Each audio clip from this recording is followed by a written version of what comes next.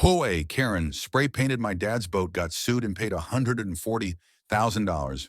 The second I saw the neon pink streaks dripping down my dad's prize fishing boat, I knew this wasn't some random prank, it was personal. My dad, a quiet mechanic who'd spent 30 years saving for that boat, was trembling so hard I thought he'd collapse right there on the dock. And standing there, smirking like she'd just won a war, was Karen, our HOA's self-appointed queen, holding a spray can like a trophy. My name's Ethan, and I'm 17. My dad, Mike, isn't the type to pick fights. He's the guy who waves at everyone, fixes neighbors' cars for free, and spends his weekends on his boat. The Blue Serenity, fishing or just drifting under the stars.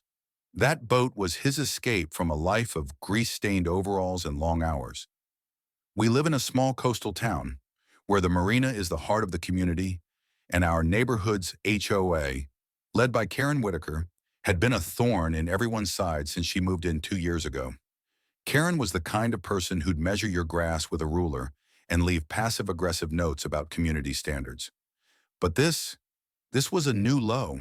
It started with a stupid HOA rule. Karen, as president, had pushed through a bylaw that all boats docked at the marina had to be aesthetically cohesive with the neighborhood's vibe, whatever that meant. Dad's boat, a modest 24-foot fishing vessel, was painted a deep navy blue. Clean but not flashy. Karen hated it. She'd sent him 3 letters claiming it clashed with the marina's upscale image. Dad ignored them.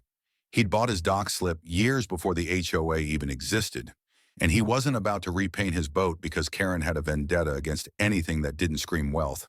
Last week, she'd cornered him at the marina, her voice sharp enough to cut glass.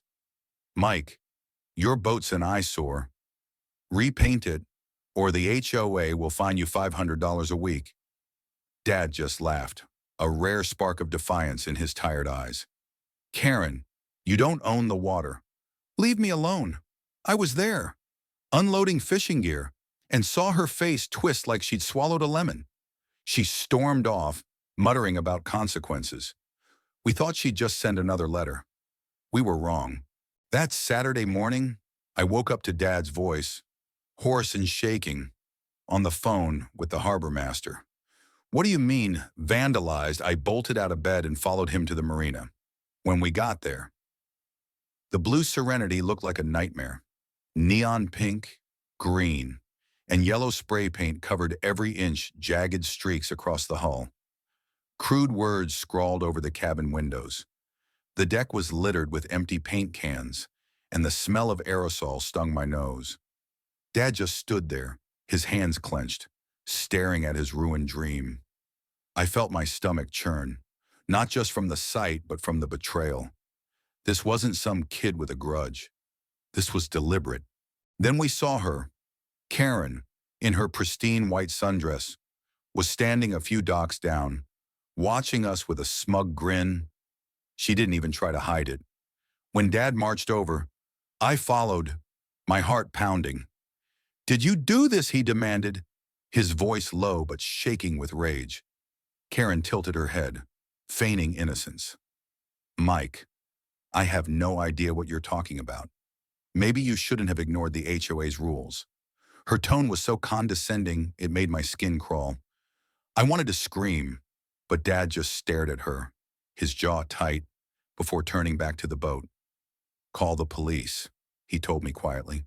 The cops came, took photos and asked questions, but Karen played dumb, claiming she was home all night.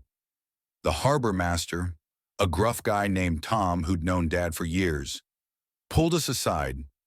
"Mike, I saw her car here at 2 a.m.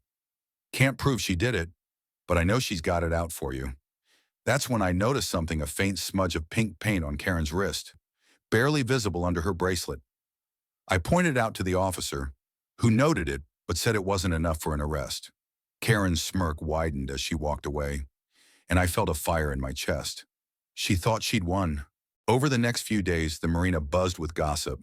Neighbors whispered about Karen's obsession with control, but no one spoke up publicly. She'd intimidated too many people with her HOA fines and threats. Dad was a wreck. He spent hours scrubbing the boat, but the paint had seeped into the fiberglass. The repair estimate came in at $12,000 money we didn't have. I started digging, determined to find proof. I posted about it on a local forum, asking if anyone had seen anything that night. Most responses were sympathetic but useless, until a private message popped up from someone named Marina Watcher. They claimed to have a security camera pointed at the dock, and they'd seen everything. My heart raced as I met the sender, a quiet retiree named Mrs. Delgado, who lived in a condo overlooking the marina. She was nervous, her hands shaking as she showed me the footage. It was grainy, but clear enough. Karen, in a hoodie, sneaking onto the dock at 2:17, a meme, shaking spray cans and going to town on Dad's boat. She'd even looked around, as if checking for witnesses, before tossing the cans onto the deck. Mrs. Delgado hesitated. "I don't want trouble with her," she whispered. "She's already fined me twice for my balcony plants. I promised we'd keep her name out of it, but I was shaking with adrenaline. We had her. Dad hired a lawyer, Sarah, a no-nonsense woman who'd dealt with HOA disputes before. She reviewed the footage and grinned like a shark.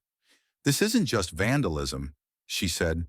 "This is malicious destruction of property, and with that boat's value, it's a felony." We filed a civil lawsuit against Karen for damages and emotional distress, and the police used the footage to press criminal charges. Karen's smugness evaporated when she was served papers at the next HOA meeting, in front of the entire neighborhood. Her face went pale, but she doubled down, claiming the video was doctored and that she was being targeted for enforcing community standards. The tension in the neighborhood skyrocketed. Karen started a smear campaign, posting flyers claiming Dad was a slob who'd brought this on himself. Some neighbors, scared of her influence, stayed quiet, but others rallied behind us. Tom, the harbor master, banned her from the marina, citing her disruptive behavior. Then came the twist. Karen's own son, Jake, a lanky college kid who'd always seemed embarrassed by her, approached me one day at the marina. "I'm sorry about Mom," he said, eyes downcast. "She's unhinged about this HOA stuff. I saw her washing paint off her hands that night. I'll testify if you need me." I was floored. Her own kid was turning on her. The trial was a circus. Karen showed up in court, dressed like a grieving widow, spinning a sob story about being a dedicated community leader harassed by jealous neighbors. But Sarah was relentless. She presented the security footage, Jake's testimony, and even the paint smudge on Karen's wrist, which forensic analysis matched to the cans on the boat. The courtroom gasped when Sarah revealed the boat's sentimental value. Dad broke down on the stand, talking about how he'd named it the Blue Serenity after my mom, who'd passed away when I was 5. Karen had no defense. Her lawyer tried to argue she was protecting property values, but the judge wasn't buying it. The climax came when the judge delivered the verdict. Karen was found guilty of felony vandalism. She was ordered to pay $12,000 for repairs, $8,000 in legal fees, and because the judge saw her actions as egregiously malicious, $120,000 in punitive damages for emotional distress, the total $140,000. The courtroom was silent except for Karen's sharp gasp. She tried to argue my gun, but the judge shut her down, warning her about contempt. Dad squeezed my hand, tears in his eyes, as we realized we'd won. But the fallout was even sweeter. The HOA held an emergency meeting, and with Jake's testimony and the trial's publicity, Karen was voted out as president. Her reputation was shredded. Neighbors who'd once feared her now openly mocked her. She tried to sell her house, but no one would buy it after the scandal. Last I heard, she was drowning in debt, her perfect suburban life in ruins. Dad's boat was restored, better than ever, and the marina threw a party when he relaunched it.